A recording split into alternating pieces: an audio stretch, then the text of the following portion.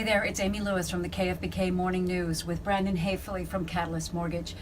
The wildfires in California destroyed 8,400 homes and businesses, according to the state officials. And Mother Nature is fickle. A disaster like this could strike in any way at any time. We know that, living in California. So how do you prepare for something like this? And what do you do if you've lost your home because of a natural disaster? How do you bounce back? We're going to do a series on this right now because we feel it's so important that you know exactly what to do. And thanks to Brandon for really taking this on, because it's terribly sad. Really and is. It is very complicated and obviously very difficult for the people who have found themselves in this predicament. And for those of us who were not in a predicament like that right now, but who knows what can happen tomorrow. Okay, so first of all, again, thanks for doing this. Absolutely. So I live in Santa Rosa, and I lost my home and I lost my business. But let's talk about people who lost their homes in Santa Rosa. What do you do first? Who do you call first? Well, you know, really, the good thing is the response has been great with government agencies. You know, Yeah. First things first is, work with FEMA. FEMA should be, and really is in most cases, on the ground to help when things happen. And you really want to see what resources are available for immediate housing, food. Because again, right now we're thinking in the second, Yeah. right this minute, what do we need? But then after that, I would say you want to go ahead and contact your insurance company or homeowner's insurance company to find out what other medium coverage you can get. And is it going to be temporary housing? Are we going to be, looking at, cost of living reimbursements to give you something now? Because Yeah. again, what you said a minute ago, it's not just homes that were destroyed. Many people live within 10, 15, 20 miles Of work. Yeah. and their home was destroyed, but also maybe their employment. So Right. what type of assistance can you get there?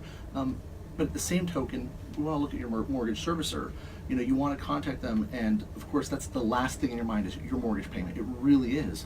And of course it would be, but it's the idea of letting them know to look into what programs are available to stop the potential of you having to make a mortgage payment, Yeah. and take that take that burden off of you while you're dealing with everything. But let's even delve farther into this, because I think, so I lost my home, and you're right, I'm not going to right away call the person who handles my mortgage, but that's a significant amount of your paycheck. And so you do need to know, do I still have to pay my mortgage? If I do or don't, is the person who carries the company that carries my mortgage going to be understanding about what has happened? So first of all, do I have to pay my mortgage if I lost my home in a California wildfire or in a disaster? Right. I mean, yes, you would have to still, if you did not do anything, you did not act as a consumer, you would have to still pay your mortgage. What do you mean if you do not do I anything? mean, if you do not contact the mortgage servicer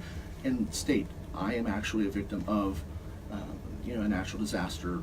We have experienced loss. Our home, is potentially gone or severely damaged. Yeah. You contact them because things can be put in place. You can have a forbearance that is put on the home to where you're not going to have mortgage payments for an extended period of time. Fannie Mae and Freddie Mac have been quite clear, and so is FHA and including VA. They've really all been clear that these programs are available. They're advertising them through social media. Mm-hmm. That contact your servicer. And press releases as well, but contact your servicer and say, this is what I'm going through, so you can actually have that payment stopped.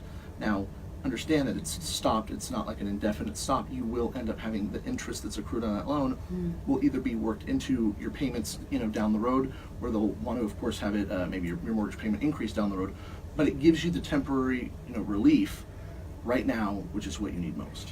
Is it wise then, if you have this forbearance, as you said, if you can, to pay the interest on it, instead of building it back into your loan, or does it really matter?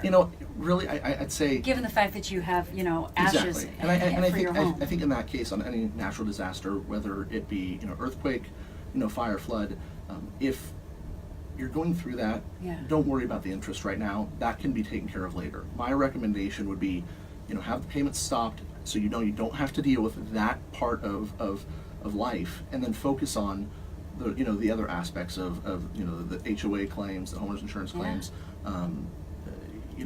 the things that are more important, let that be a secondary item. Let me ask you this, and maybe this is going to put you on the spot, but I'm going to go ahead anyway because you're pretty good at answering these questions.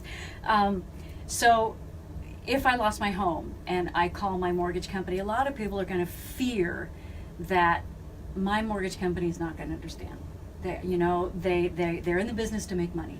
So, are they going to understand that when I call and say, earthquake, fire, hurricane, I've lost my home, or are they going to say, that's too bad? In my opinion, I definitely believe mortgage companies will, care. They want to do this. Not only let's be real, it's the right thing to do. Yeah, and exactly. stuff, but there are rules, policies Okay. in place. From Fannie Mae, Freddie Mac, FHA, VA, USDA, and so on. Companies, the agencies have put things in place that when there are natural disasters, this is the protocol that has to be filed.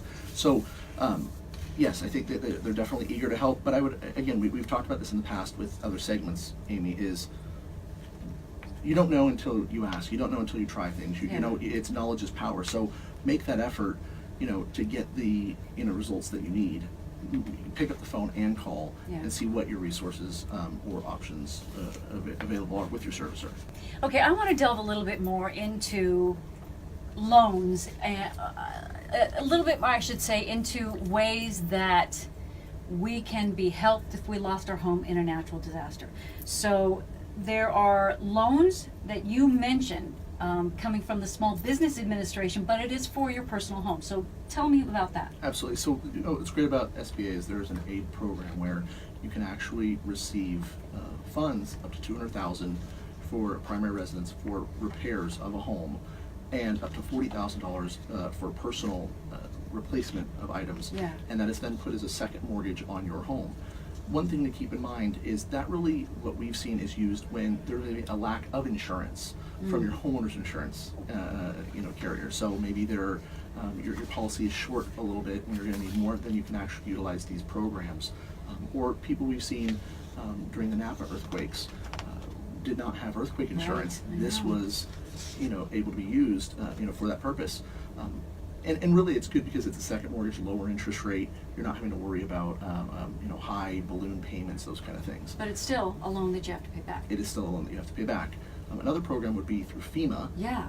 And with that you can borrow, or you can actually get a grant. It's a FEMA grant up to $33,300, and that can go towards personal repairs.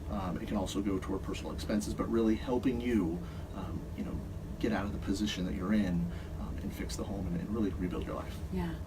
Well, this is all really good information and certainly timely. And the thing about it too is that there are so many more questions involved in this, right? Probably some things that we didn't discuss that you're thinking right now, what about this? What about this? This involves me.